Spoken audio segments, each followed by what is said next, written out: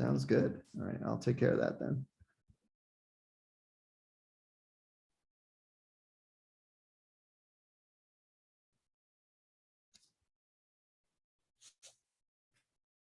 All right, how about we get started? Welcome, everyone. I am delighted to be able to welcome Peter Cheng as our cognitive science colloquium speaker today. Peter did his Bachelor's of Science in Engineering at UCL and then did a master's degree at Warwick and his PhD at the Open University in the UK. He's currently a professor of cognitive science at the School of Engineering and Informatics at the University of Sussex, and he runs a lab called the Representational Systems Lab. Very cool lab name. He does really clever and original work. Peter's been one of my cognitive science heroes since grad school. He does work on trying to figure out how you internally in your head parse a diagram by asking you to redraw it and then looking at the millisecond pauses that you have between important parts that you represent in your head of that diagram. He does great work on haptic interaction and tactile graphics. But I think the work that he'll talk about today is the one that I know best is on these brilliant novel visual representations that he designs for really hard problems. Topics like understanding sets and subsets, distributions, probability, conditional probability, multi-trial probability. These are really hard problems that are super important for students and everyone else to understand. And Peter analyzes the internal structure of these problems to figure out how should people understand them, how do they work, and then designs these really creative diagrams that make the complex ideas presented by these problems tractable for mere humans. And for me, I do a lot better when I use Peter's diagrams rather than trying to use the usual formal notation that's involved. And then he does cognitive modeling to figure out how people use those sorts of graphics to solve those problems. And one of my other favorite parts about Peter's work is that Peter does not get out of bed for a tiny effect size. Like if it's not going to make students and the rest of the humans twice as good at solving this problem, he just doesn't even bother. And so his diagrams are incredibly effective. So I am delighted that we get to welcome him here to Northwestern today for his work on representing knowledge and thought, insights from the design of radical representational systems. Please have a little Simpsons round of applause for your Simpsons hands for Peter Cheng. Thanks. Take it away, Peter. Okay, thanks. Thanks very much, Steve. Thanks for the invitation, and also thanks for that introduction. Gosh, I don't recognize myself from what you just said. Okay. Yeah, thanks everybody for coming along to this talk, especially as I believe it's at an unusual time for you. Okay, as Steve says, I'm going to talk about the work which I do on designing novel representational systems. So I'll start by giving some motivation and context. How could we improve higher cognition, thinking, learning, reasoning, particularly in conceptually rich topics or information intensive tasks? And this is the goal of what I'm trying to do. What kind of teaching interventions might we develop for STEM topics, for example? There's certainly a vast amount of research on this. And my particular focus is actually to think about this in terms of how do we bridge the conceptual gulf that exists between the regularities that really make a domain what it is, that govern its structure. These are laws, principles, theorems, constraints, which permeate a domain, and specific cases could be descriptions of phenomena or, say, a taxonomy of what exists. How do we bridge that conceptual gulf? And it's this conceptual gulf is really important. For example, in learning, we might characterize learning as some kind of specialization, going from regularities to cases, or from cases to regularities as generalization. And so getting this right, I think, is really important. There's been lots of work which has looked at how do we bridge this conceptual gulf. Just take a couple of instances. Barbara White suggested that we should use computer-supported tools, discovery learning environments to develop causal models in students, learning, for example, about Newtonian mechanics. Mickey Chi has had some success with trying to encourage students to use the right ontology for conceptualizing a topic, such as constraint-based, specifically constraint-based interactions, rather than material causal process ontologies. And what she does is to give direct instruction on such ontologies prior to exposure to the topic material and get some improvements in learning. My particular focus on bridging this conceptual gulf is using models. So by a model, I specifically mean an inference system. So I'll say that again, an inference system that conceptually links the regularities to the cases. And so a specific model relates to a particular state of affairs or situation in the topic of interest. And it's not models in general or a specific model that I'm advocating we look at, but actually the underlying representations that are used to encode models. And that's where I think you can really get the most impact most is too strong, a substantial impact in trying to improve cognition. And so why focus on representations? Well, in cognitive science, it's well known that if you pick a good representation, you can dramatically improve cognition by over an order of magnitude, going back to the classic Tower of Hanoi isomorph experiments by Katowski, Hayes, and Simon. There's also the work that Larkin and Simon did, demonstrating the potential computational benefits of diagrams, and Zhang and Norman's work on distributed cognition and external representations. All of this suggests that a good approach is actually to focus on the role of models as a linchpin to supporting higher forms of cognition. And for me, it's not models, but representational systems in particular. The way I'm going to structure the talk is around four main claims. One is that STEM topics should be easy to learn. And so this might sound rather heretical, given the amount of research that there is on trying to improve STEM learning. But I think we can get some intuition that maybe they ought to be easy to learn, because scientists who are experts in their domain talk about the simplicity and the existence of symmetries of their topic, how everything seems to fit in place when they actually understand the a topic well.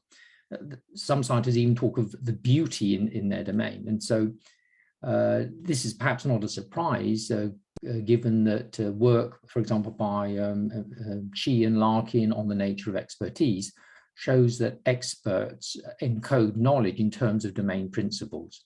So another way to frame my endeavor is to say, is there some way to get novices to fully engage in these domain principles early on in their learning so that they can more readily access these simplicities and symmetries and so forth, which experts find so useful.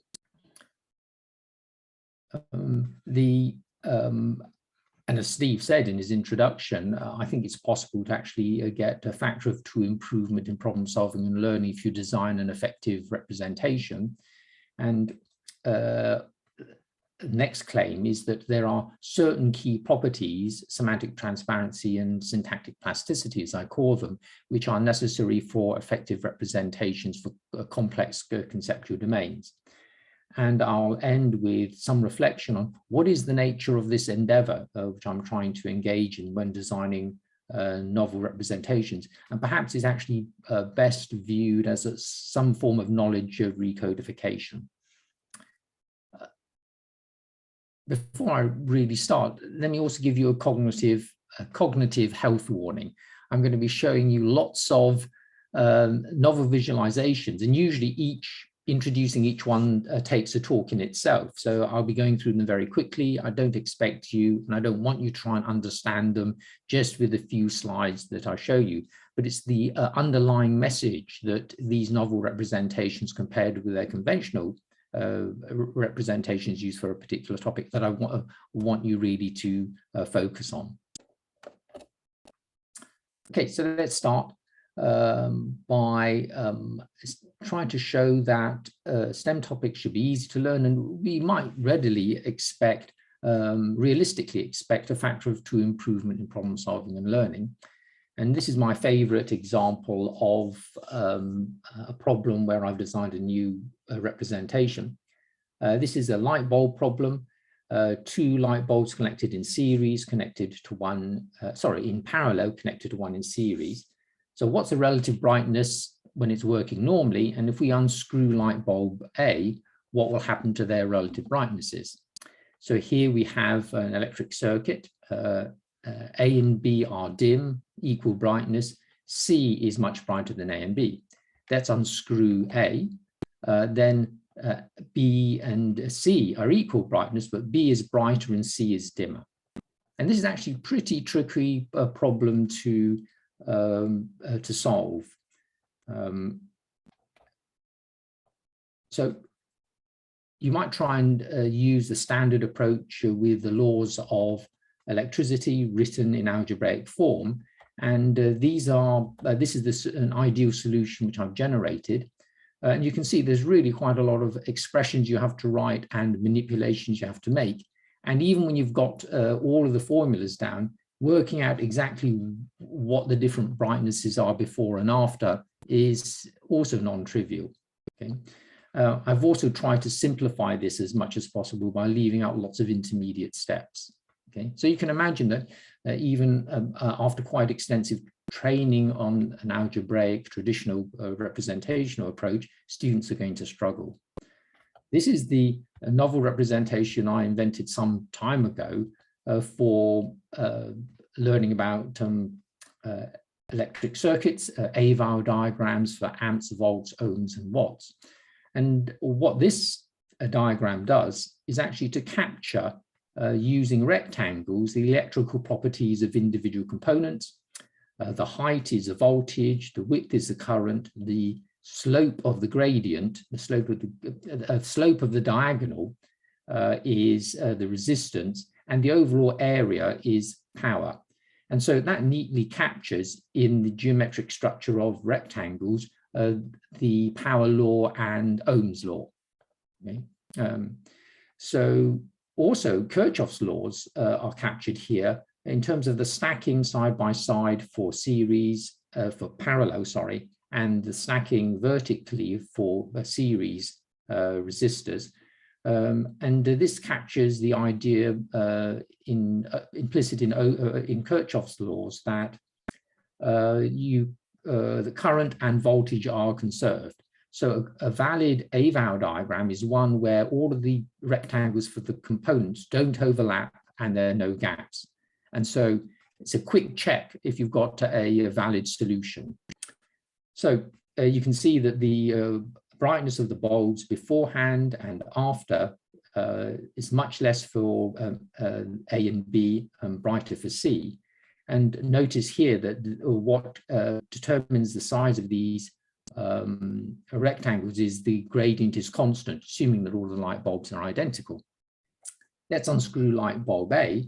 Well, if you unscrew something, basically you've got an air gap, that's infinite resistance. So this is going to be vertical, the rectangle.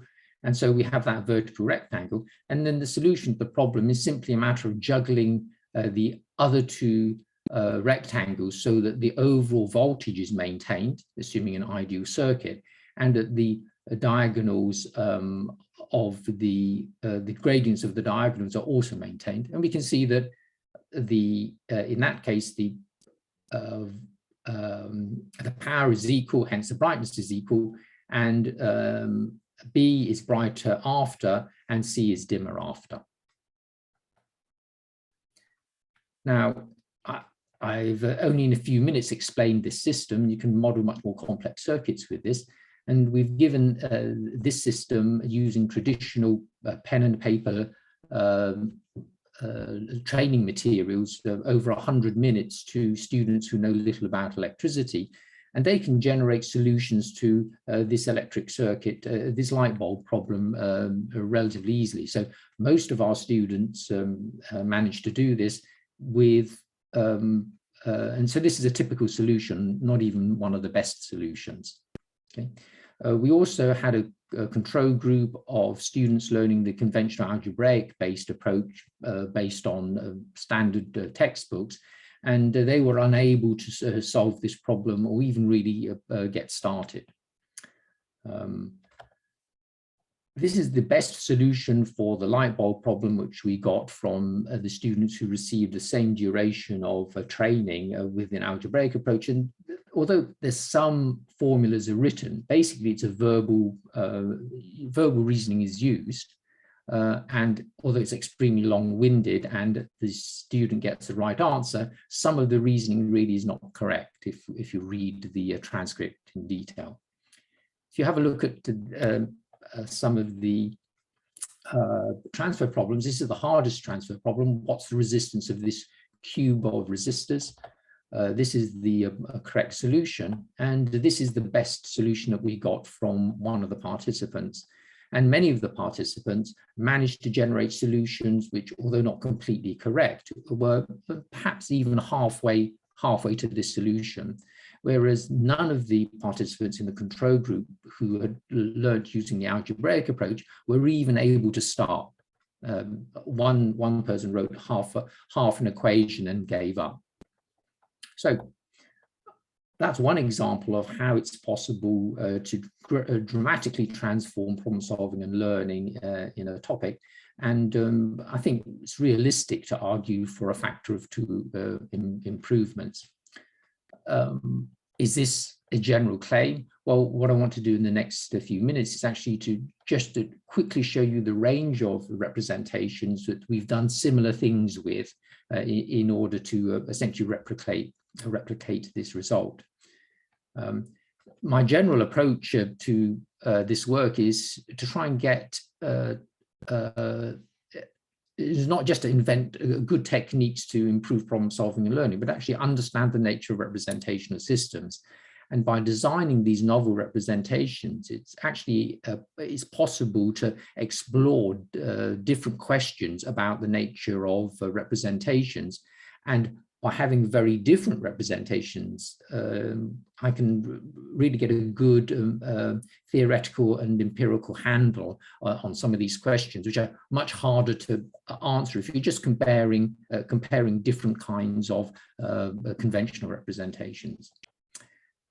So all of this work started when I was doing my postdoc at Carnegie Mellon, and what we saw was the diagrams that Galileo and Newton were using were diagrams in order to make their discoveries. And so the computational modeling work, which I did, basically demonstrated that using diagrams like these made the problem search space much smaller than if you're using a conventional representation. They're these diagrams that Huygens and Wren used for discovering essentially the laws of momentum and energy conservation in the context of one-dimensional particle collisions. And I've also looked at some chemistry diagrams. What's interesting about these diagrams is that we've built a tutoring system, a discovery learning environment, which essentially allows students to manipulate these diagrams on screen and see animated particle collisions. And we get learning gains compared with other good learning gains compared with other representations. I've also generalized these diagrams so that they can cover multiple multi-particle collisions, also moving frames of reference, and two-dimensional and inelastic collisions. And so the original diagrams by Huygens and Wren captured something which could then be reused and added to. But that solid foundation, I think, generated a whole representational system for reasoning about particle physics. I've shown you the electricity diagrams already. I've also done work in maths and logic. Steve mentioned the work which I've done looking at diagrams for set theory, probability theory, looking at distributions, and one way to examine large complex data sets. And something that Steve doesn't know is also I've looked at Judea-Pearl's various models of causality, and you can use these diagrams also to understand the reasoning behind those different variants of causality that Judea-Pearl talks about. There's a diagram for high school algebra, and I'll say something more about this later in the talk, and two systems for logic, one for propositional, one for syllogisms, and one for propositional logic, which is the most recent invention. And I'll say something about this also later in the talk. So it's over all of these representations that I've come used to induce the principles which I use for designing representations. Okay, and it's not just those kinds of static geometric diagrams. I've also had a number of projects looking at interactive graphical user interfaces for information-intensive problem solving. I won't name these all, but this is one for bakery planning and scheduling in commercial bakeries. There's one for examination timetabling, another one for humanizing automated scheduling systems by allowing users to actually interact with the heuristics that are underpinning the algorithms which are used in this case, taboo search. Okay, and most of these have been evaluated and perform better than traditional approaches. Okay. I've also done some work on transit maps, and so this is my redesign of the London Underground map to try and overcome some of the limitation of Harry Beck's original tube map, and I can explain what those are if anyone's interested, and some other notations which I'm also playing with, which are yet to be published. All of these diagrams are what I call law encoding diagrams because they differ from other forms of diagrammatic, other forms of representations, because what they do is to use the core or underlying regularities of a domain to drive their design. So what these diagrams are trying to do is to make readily accessible these regularities in the graphical structure, whether visual or spatial, so that the user of the representational system can easily interact and access these regularities.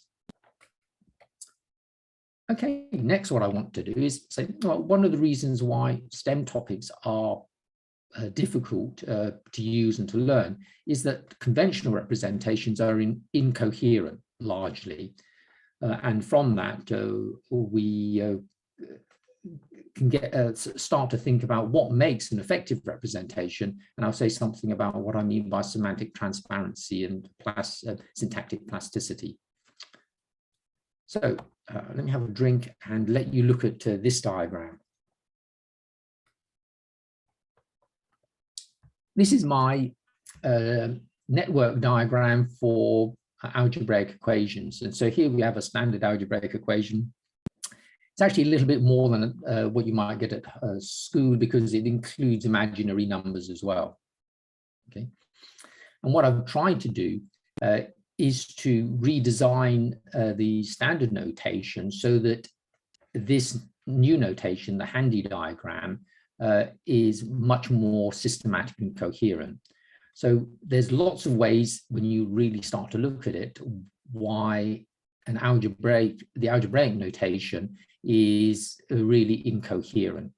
So for one reason is that there are multiple x's on each side of the equation. So the handy diagrams have just one x on each side of the equation. Okay, the shapes of symbols really don't say much don't give much indication of the nature of the how to distinguish different classes of operators. Whereas in the handy diagram, everything which is a right angle connector is addition, and the curved ones are multiplication. And of course, there's this inverse relation between addition and subtraction and multiplication and division.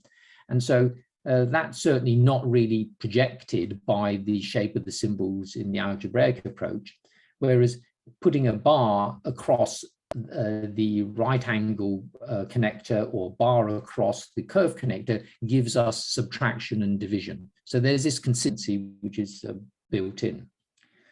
Also, with algebraic equations, you often, well, you have to use these extra notations, which in some ways are only there to support the parsing of the equation. You could, for example, just draw lines underneath each of the expressions which are grouped together as another way to capture that idea. Whereas in the handy diagram, the explicit hierarchical structure of the diagram is shown. And this has an advantage in that it shows you what the scope of each variable is in terms of what it's connected to and what you have to look after if you want, for example, to try and isolate the x and move it to the other side of the equation. You know? You can also see how deeply nested things are. So here are some more examples which focus just on how regularities are captured. These are different power relations captured by composing the diagrams. For imaginary numbers, this is something which just reflects the history of the development of mathematics. And so once we introduce I as the imaginary unit, we use it, but of course minus existed before. So we don't write I squared, even though technically that's one way to interpret it. We even have the worst case where we have I squared and I either side of a whole expression. Within the handy diagrams, what I've done is basically use argand diagrams, quarter circles to represent I. And so this represents both I squared or minus in the diagram. We can define rules which will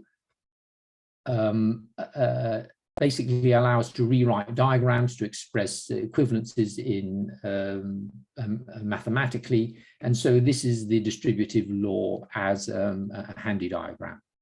Okay. So there's lots of examples in the paper on this, but it's yet to be empirically evaluated. So if anybody wants to collaborate on empirically evaluating it, I would love to work with you. But the basic message here, though, the underlying message for today is that it's possible to redesign a notation so that it's much more coherent. And many of the existing notations that we have, because of historical accident largely, are horribly baroque and incoherent. So learning many topics, I would say, is actually a struggle against the notation, trying to learn to master the notation, which then puts a distance between you and trying to do the task of understanding a topic, which is, in my view, at least, to try and bridge that conceptual gulf between abstract generalizations and the concrete cases.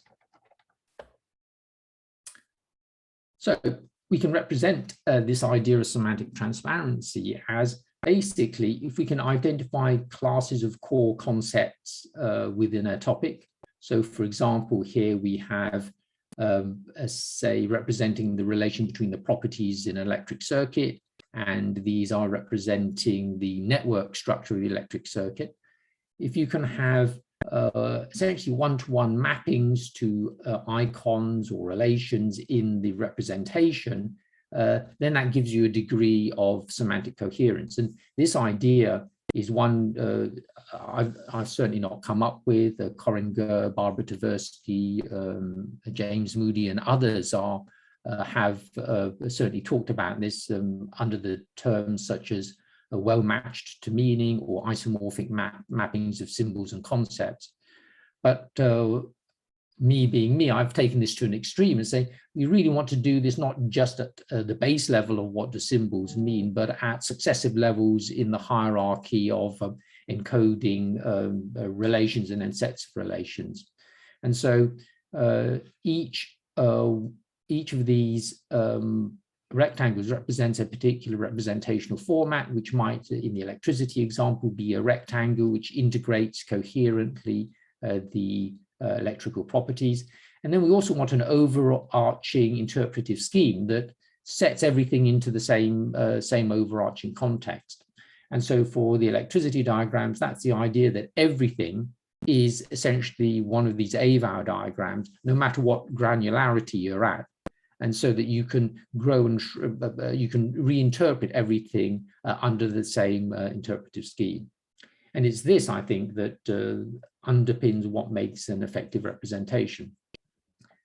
If we were to plot out what the algebraic structure looks as a representational system, it would be something like this. Let's say this is I've not actually tried to do that in this diagram, but if you actually try and map out the structure in some kind of diagrammatic form, you get something which looks like this. So one of the things that is apparent from looking at all of these examples of representations is that the ease of manipulating the notation these law encoding diagrams seems to derive from the fact that they are semantically transparent. So in other words, this property of syntactic plasticity follows, I would say, from having semantic transparency. And so I want to try and elaborate on that idea by picking another representational system.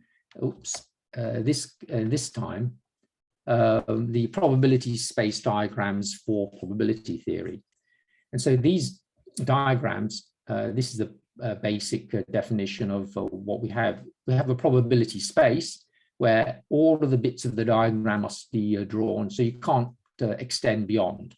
The width of the space is 1, okay, because you can't have a probability between 0, other than something between 0 and 1 inclusive. Each of these lines are separate trials where one activity occurs. And so, and the length of each of these lines represents a probability, okay? And so for free, in some sense, you get, for example, the idea of complement. The probability of not A is 1 minus the probability of A, which is captured by this geometric relation here. But also things such as the multiplication law is captured by defining a subspace and then drawing within the subspace the target probability you're interested in. And that little bit of graphical technique allows you to essentially multiply probabilities. Okay?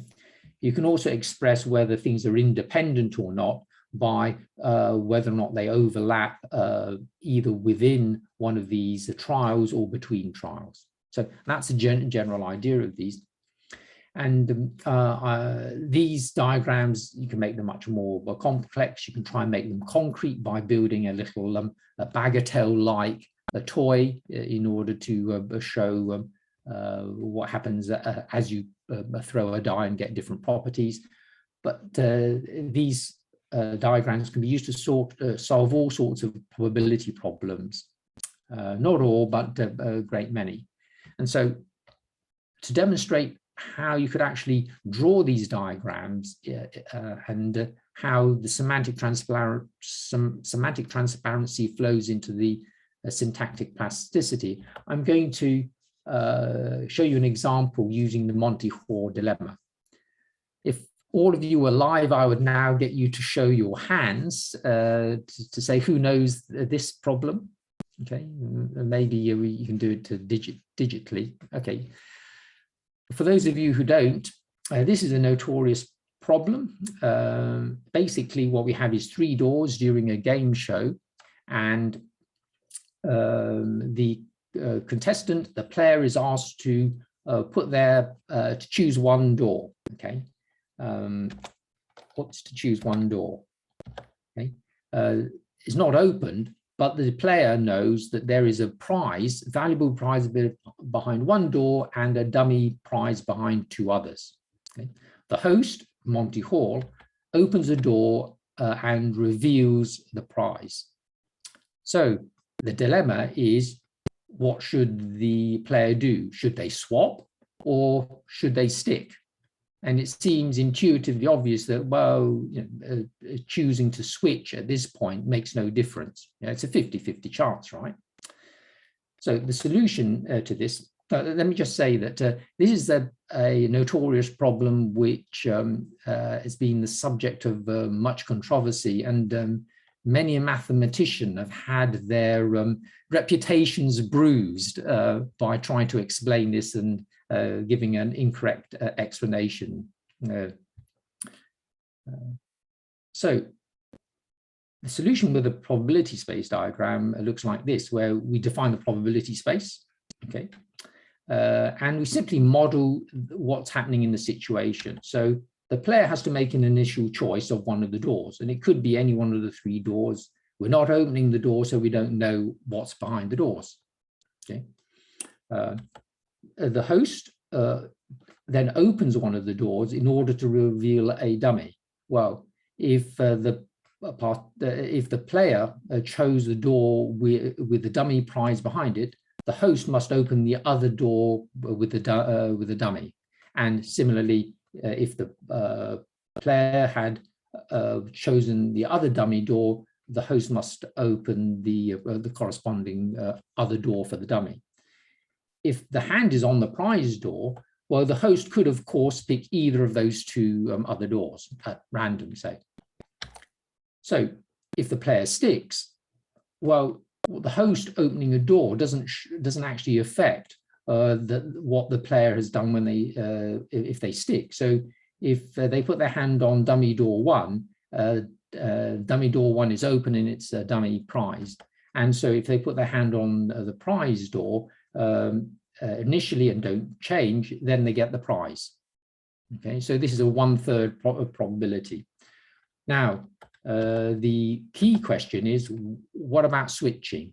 Well, of course, if you pick the dummy door 1 as the contestant, and the host has picked door 2, then you're going to switch. All you can do is to switch to the other door, which is a prize, and that is true for both dummy doors.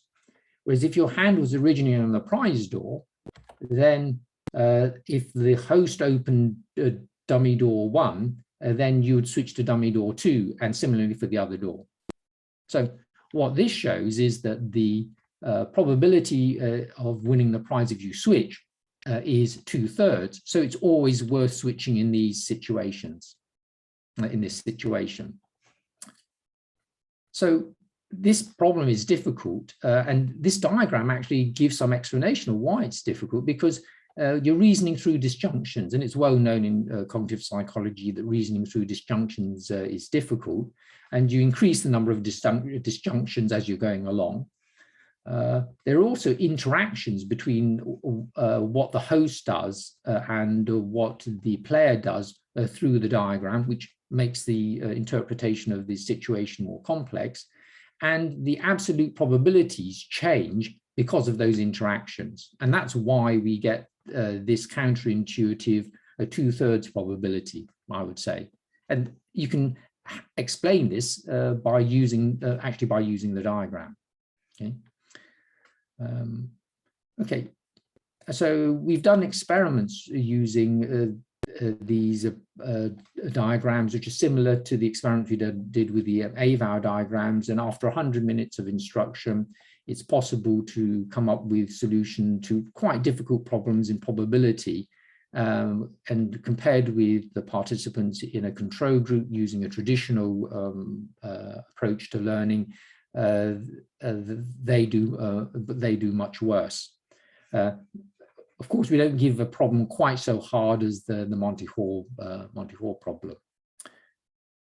So these diagrams are effective, and the point I want to make with this example is that what follows is what we had here was really quite simple homogeneous operations that were being conducted in order to do this reasoning. So it wasn't lots of different formulas or expressions that were being generated.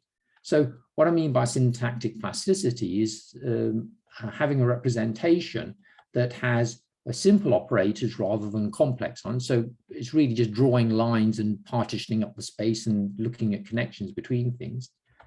There are few operators rather than a whole diversity of operators. We really want short procedures rather than long chains of manipulation. Procedures where if you have the same number of manipulations, you actually use a smaller variety of operators, and that's really related to few operators, but also what I call malleable expressions, in which the branchiness of the search space is in terms of Newell and Simon's problems as heuristics search theory. The branchiness of the search tree is from the initial state to the go state isn't very branchy, whereas many representations such as an algebraic solution is fluid or perhaps rigid, in that you don't have the necessary operators even to get you to a solution. And so verbal reasoning is often like this. So that's what I mean by semantic transparency. So what we have is a situation where conceptual transparency, I think, gives you syntactic plasticity. Syntactic plasticity helps you with modeling, so does conceptual transparency, and all the way up to, I would hope, accelerated development of expertise. So for the final point, what I want to do is reflect on what is the overall nature of this activity of designing novel representations. And I actually think it's trying to recodify knowledge. And so when designing these representations, one of the things I find is that I discover new things that I didn't know about the topic in question by designing these representations. And so deeper meanings are made apparent to me as I play around with these representations. And I think it's actually a sign of an effective representation that just playing with the notation gives you these deeper insights fairly readily. So in order to exemplify this, I'm going to pick propositional logic as another example. Okay. Propositional logic, formalized by Whitehead and Russell in volume 1 of Principia Mathematica, is about reasoning about propositions, where propositions are represented by these variables. Okay, and each of these expressions is a relation between those propositions or sentences, and the connectives, such as implication here or and here, give relations between those sentences.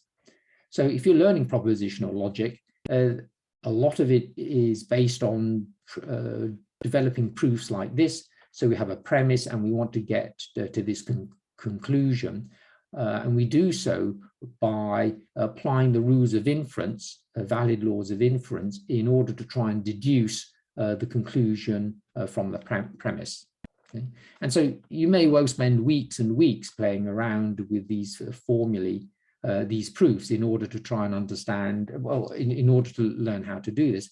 But what I find is that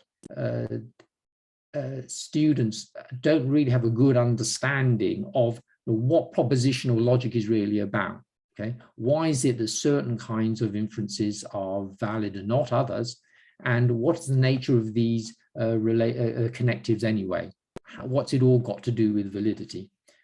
So Wittgenstein introduced or perhaps popularized truth tables as a way to try and get to more of the underlying structure of propositional logic.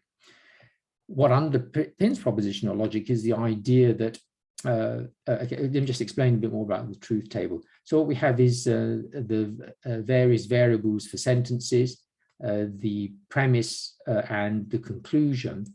And this is the main operator for the premise and main operator for the conclusion. And so an inference is valid if in a truth table, in other words, for each of these assignments of truth values to variables, there's no situation, no case, no row where a premise is true and a conclusion is false. So none of these, well, the 1F doesn't match a true. And so this is a valid proof. The implication, truth table for implication also shows this. So P implies Q, which effectively equivalently means you can infer P from Q. The one case where true leads to false is actually given the value of false to indicate that that's not allowed. And if you disallow it, then the overall relation is valid. Okay.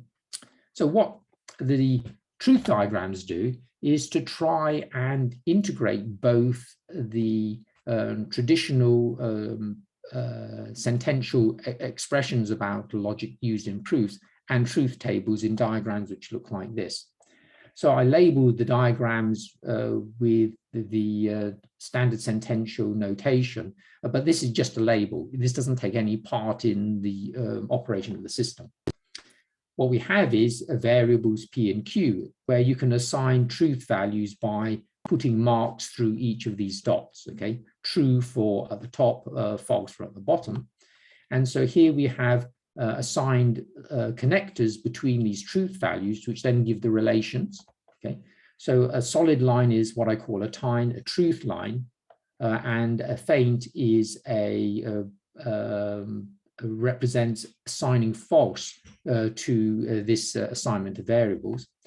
And so this is equivalent to this truth table, okay? So true for P and Q gives us a true relation. So we have a thick black line here for true, and similarly for the others. We can also define unary variables where if we switch the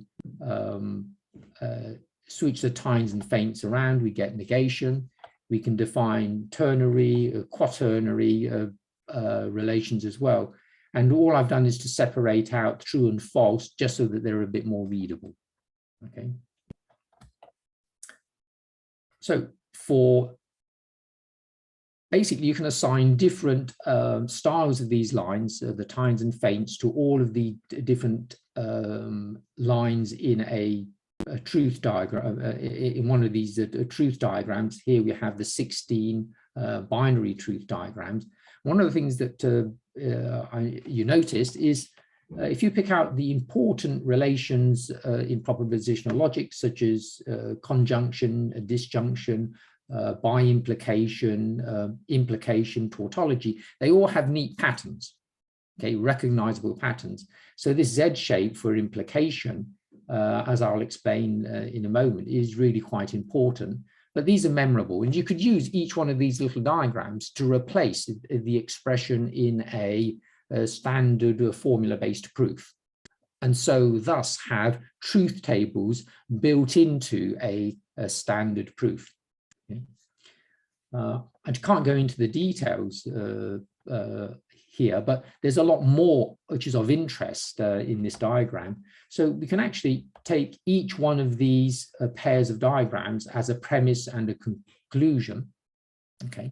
And because there's, as you can see, increasing numbers of these tines going from left to right, what we're doing is encoding the valid inferences. So there's no line here which is a which is true, which then maps to one which is false. So there's no dark line which maps to a gray line.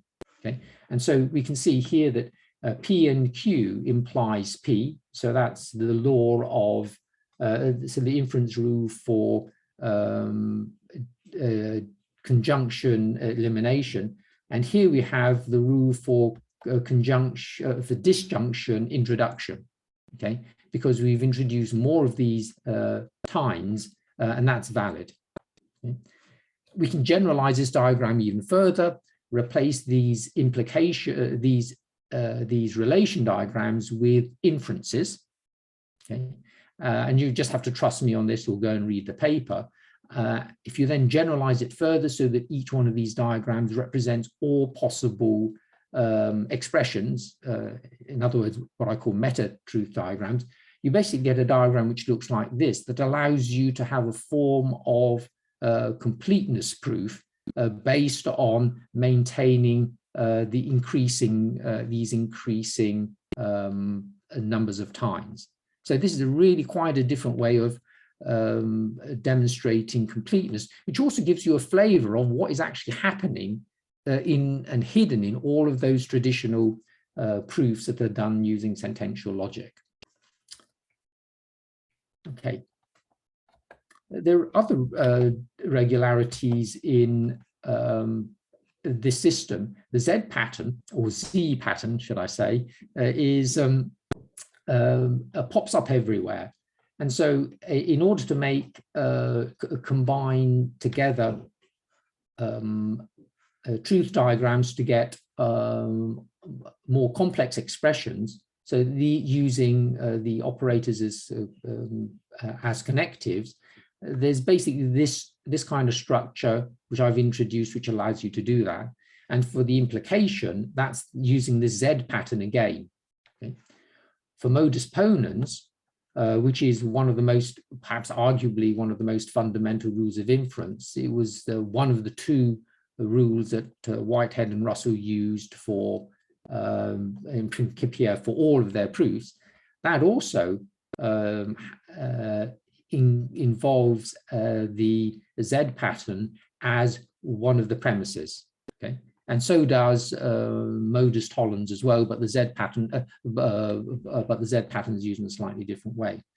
It's also possible to define a diagram like this, a truth diagram, which actually captures a test for the validity of inferences and proofs simply by comparing the sets of lines. And so this is a proof of the validity of introducing an assumption at anywhere during a proof. So what we have is these interesting features, interesting properties or deeper concepts emerging out of this notation. As much as I would like to, I don't have time to explain the truth diagram proof of Leibniz's splendid theorem, but it is rather beautiful theorem, okay, which Russell and Whitehead took 43 steps in Principia to prove. Using Peirce's alpha diagrams, Sewer could do this in 7 steps. So alpha diagrams are Peirce's diagrammatic notation for encoding propositional logic. With truth diagrams, it takes 4 steps, albeit they're rather large. But it's possible to do it in 4 steps. But one thing which truth diagrams gives you, which the others don't, is that from the diagrams that you generate, you also get relatively easily other conclusions that you might be able to generate from this initial premise, just because you can inspect and look at these patterns, look for other patterns in the feints which compose the overall premise. Okay. So the overall picture I'm presenting is, if you want to try and support higher cognition, designing law encoding diagrams with conceptual transparency will give you syntactic plasticity, but it's really important to think about the conceptual structure. So it's not just external representations and cognition, but trying to capture conceptual structure is really quite important. And I could say a lot more about how do you go about that. Yeah. So this is the various claims I've tried to make, and just as a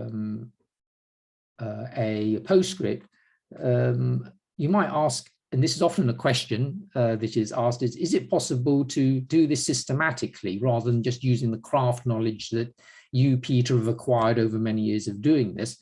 And so we're trying to work towards systematizing this, and perhaps one day to even automating it. And the first step that we are taking to do this is in a project funded by the UK Research Councils, and this is in collaboration with Matea Jamnik at the University of Cambridge, is to try and build a system that will automatically select appropriate representations for given individuals with different cognitive representational abilities on specific problems. And that's a whole nother talk, but I'd like to just flag up that we've had some success with that, and it's a project which is ongoing. So this could be used as an engine, for example, in a tutoring system where the main pedagogic move is actually to select an alternate representation for the learner. Okay, so any questions?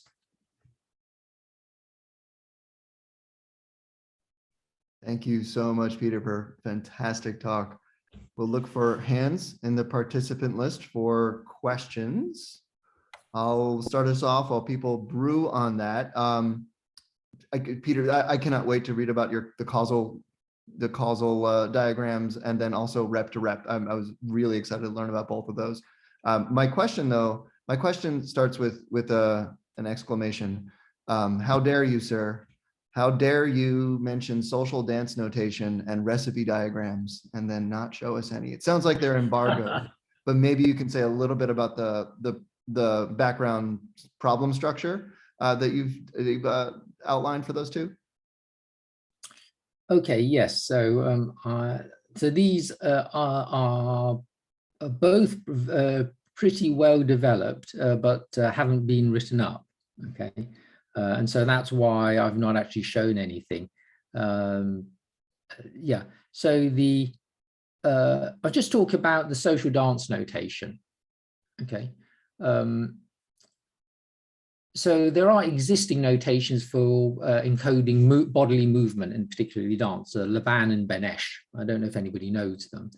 But their notation, I think, fits the idea that they're pretty incoherent, because they start with a basic frame and then keep adding material to it. Okay.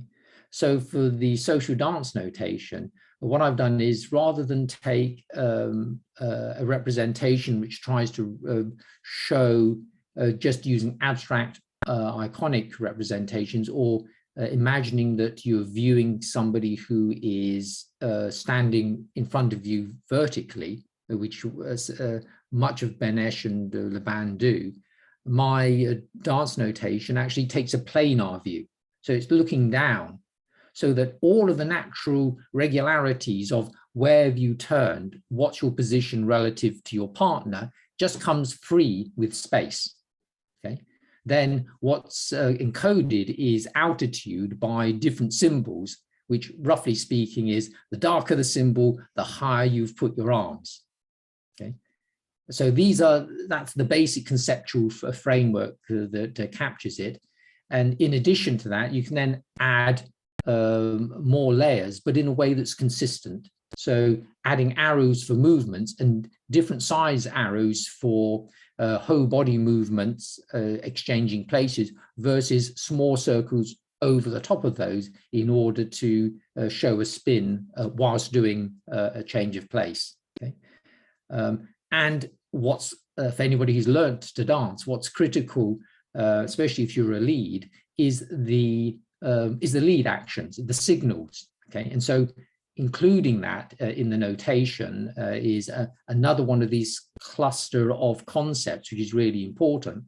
But if you've got this framework which shows the topology of what's happening, it's easy to add those marks to show where the leads are and when they should happen. So each diagram is one successive pair of beats, give or take. Cool.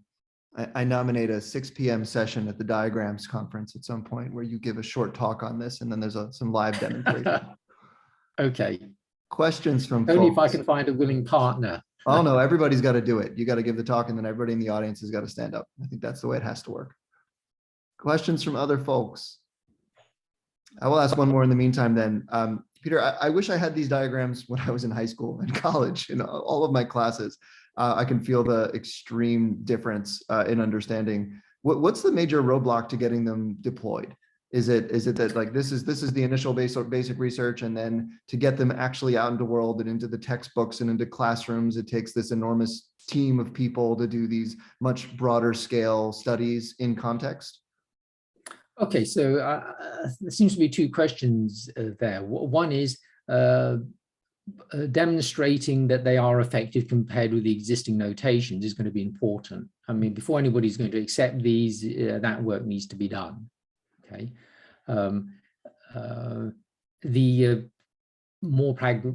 Another aspect of this is, well, there's a lot of you might call representational inertia out there, and so existing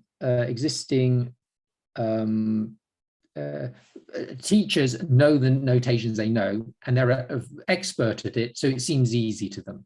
Okay, if you show them this new notation, it's going to take them an hour or two to get used to them, and then there are no materials which they can use for instruction.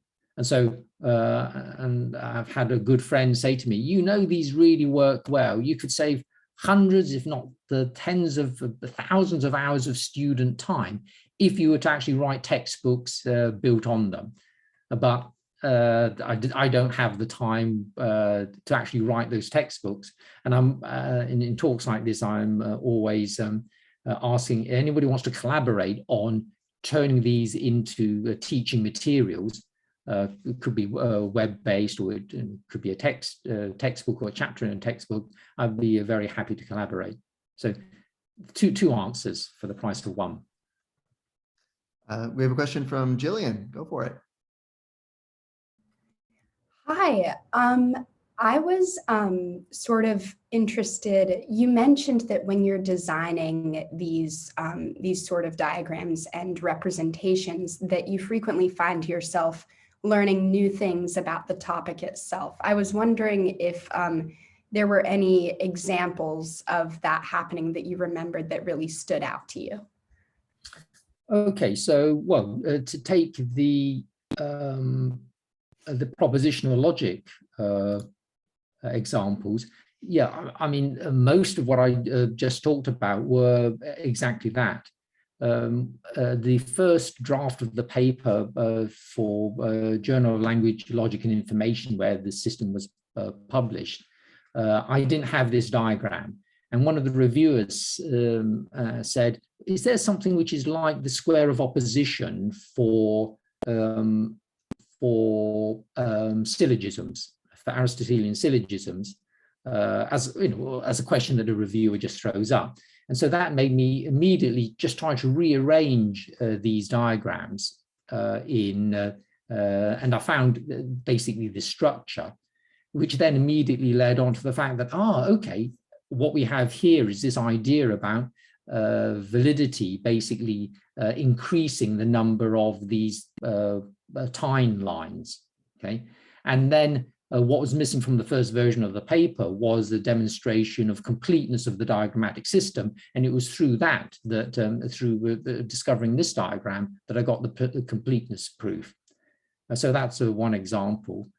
Another example would be with the particle collision diagrams, which, from the history of science that Huygens and Wren had. I'm just trying to find them. Yeah. The another discovery was the fact that you can just transform these diagrams just by adding the same amount of movement, if you will, same amount of extra velocity to the diagram, which gives you a transformation like this. And this gives you a way of then imagining that you've got a moving frame of reference. Okay, so this particle collision is on a train, and the train is moving with the speed of this arrow. Okay, and then you get this transform diagram of the observer from outside looking. Okay, and so this is actually really useful because with the diagrams which I've not shown here for inelastic collisions, some of these constraints break down. Okay, you have to relax the constraints with inelastic rather than perfectly elastic collisions because energy isn't conserved. But what you find is that if you can do these moves where you have moving frames of reference, you can transform any diagram into something which is simpler, then use the additional rule for inelastic collisions to work out what happens with the inelastic collision, then transform back so that the frame of reference is effectively moving again. So this gives a way of solving particle collision problems which are inelastic, have different masses, which the original diagrams that Huygens and Wren had couldn't solve. But now we've got something as for this specific topic as powerful as an algebraic solution.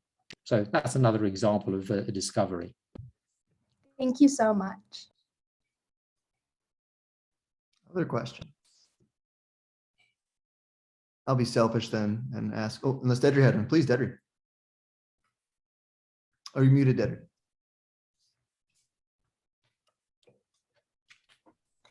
Thank you, Peter. That was a fantastic talk, really persuasive. And I agree with 90% of what you said, but I have a question. So one thing that you do in your diagrams is relations are not represented symbolically. They're represented by patterns in the diagram. So back when you were doing algebra, there's a different curve for multiplication than for addition and so on. So that could be a disadvantage in that if you buy, and of course you might not buy this, but if you assume that one of the things that promotes sort of relational reasoning as we learn about science and math and the world at large is symbols that we use constantly. And of course, symbols that we use constantly are linguistic. So learning a word like cause or positive feedback or negative feedback might be something that you encounter commonly in that form. And this constantly reinforces the conceptual plan that goes with it, or at least one hopes that it will. So that could be a disadvantage of having purely spatial representations of relations. On the other side, you could imagine, I could imagine you arguing that it's actually an advantage because so many natural language terms are used ambiguously. So perhaps it's just confusing to give them, to build those terms into education. I'm sure you've thought about that. What are your thoughts? Yeah, okay. Yes, I have thought about it, and thanks for this interesting question. There's a couple of reactions. I just hope I remember to do them both. One is I don't really make a distinction between linguistic and visual spatial. I used to, but I really don't think that's helpful when you're thinking about representational systems.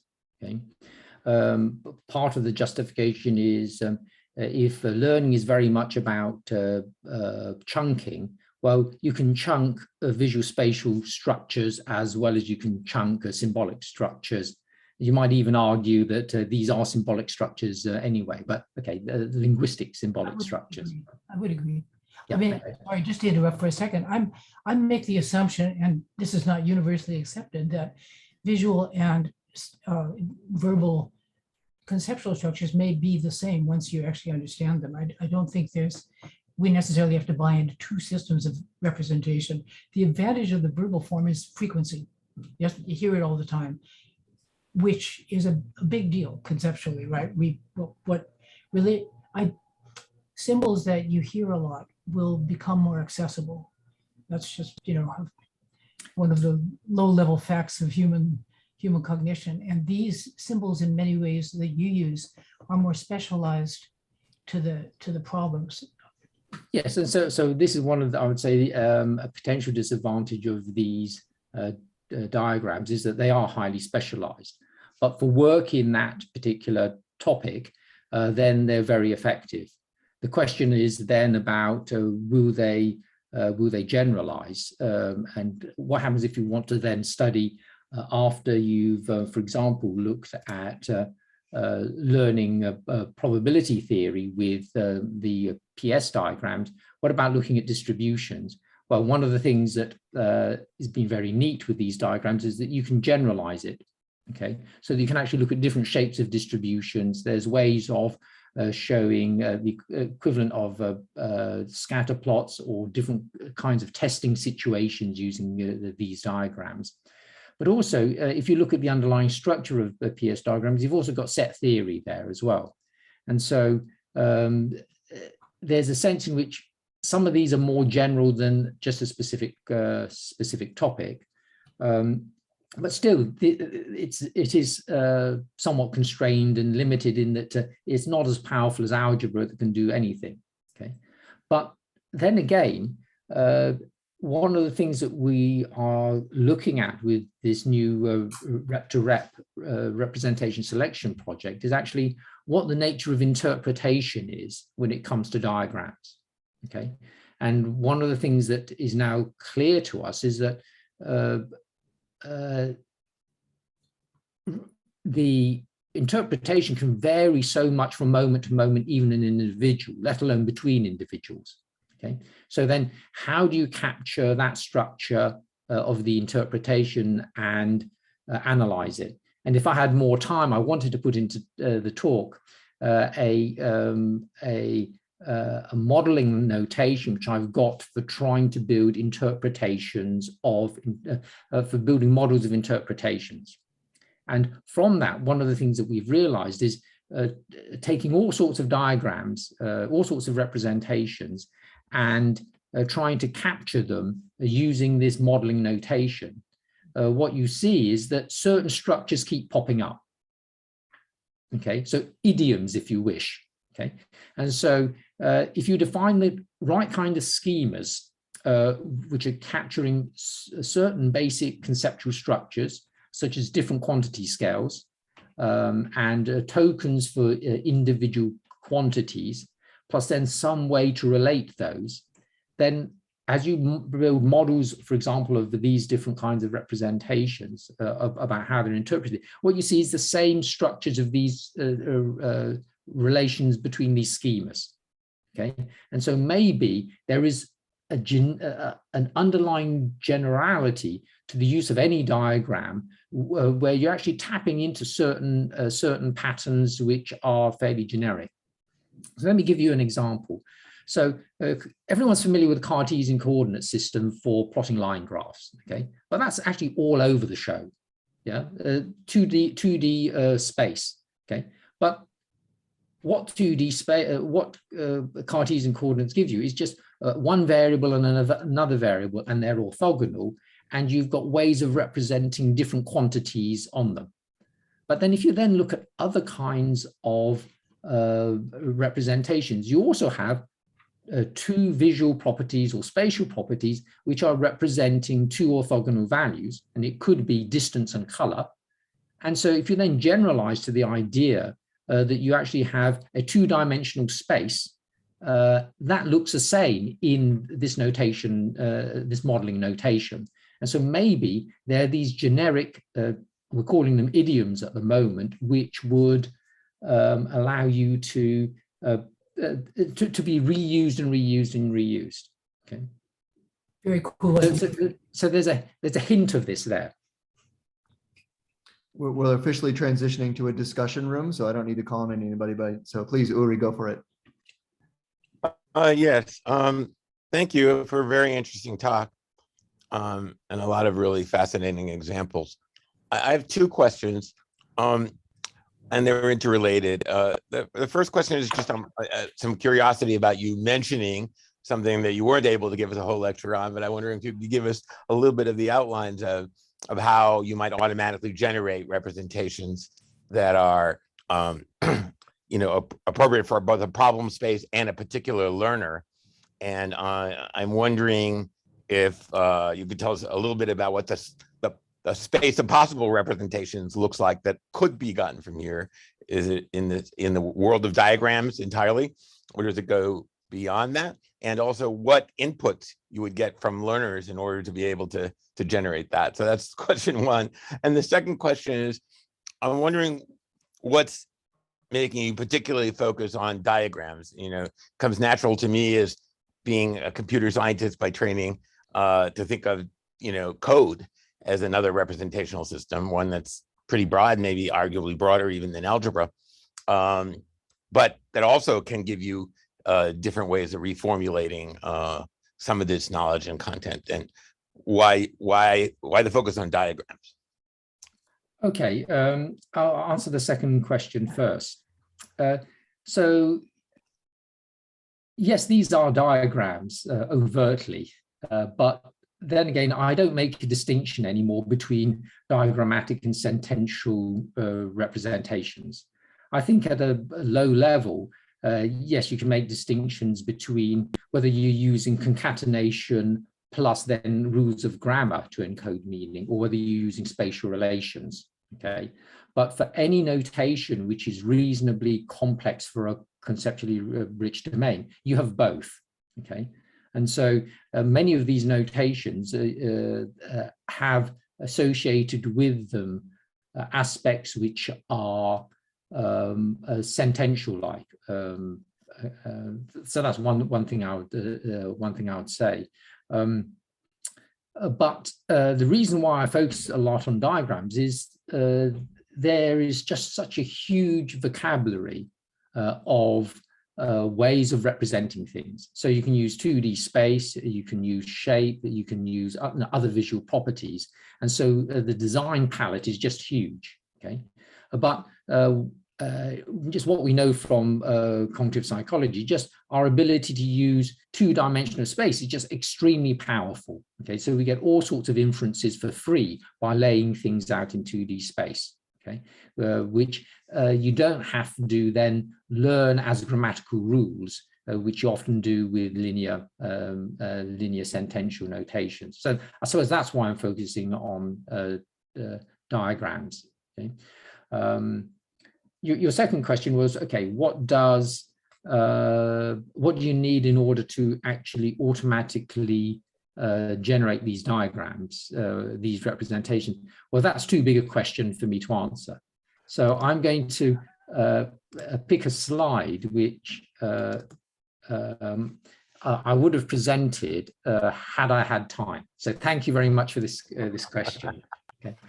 So what the system does is basically try to come up with, and so we've got a working prototype of this, and here's a reference for it here, is come up with a measure of information of suitability and a measure of cognitive cost, which we can then combine together to get an overall appropriateness.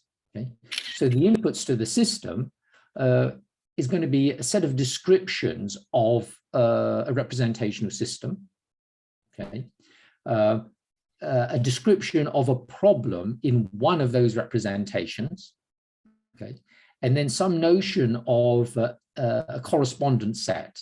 So I'm glad, I hope Dedra's still here, but we're using a notion of analogy between structures within representations as a way to say how they're connected. Okay, so for example, a line length in a probability space diagram is like a value in the algebraic notation. Yeah, and so you can establish those correspondences, and this is something that's relatively easy to do. And so you then analyze the descriptions in order to look at the number of symbols, complexity, the hierarchical structure of the representations. And that, in combination with the description of the problem, allows you then, using the correspondences, to make some rough projection as to what information might be missing in the new representation. Okay. But also, some of these properties you can then use to calculate what we call cognitive costs. Okay, and so we have a way of thinking about cognitive costs, which basically thinks about temporal scale and spatial scale. And there are different kinds of cognitive factors, 19 of them, we think, which allow you to, which are likely to impact the ease of using a representation. Okay, let me give you one example. Well, some examples. One is just the complexity of the notation. Okay, and that might include whether you have isomorphic mappings between concepts and tokens in the representation. If there's overload of tokens or a deficit of tokens, that's going to cause problems. And so you can potentially calculate that, right? Calculate the potential impact of that.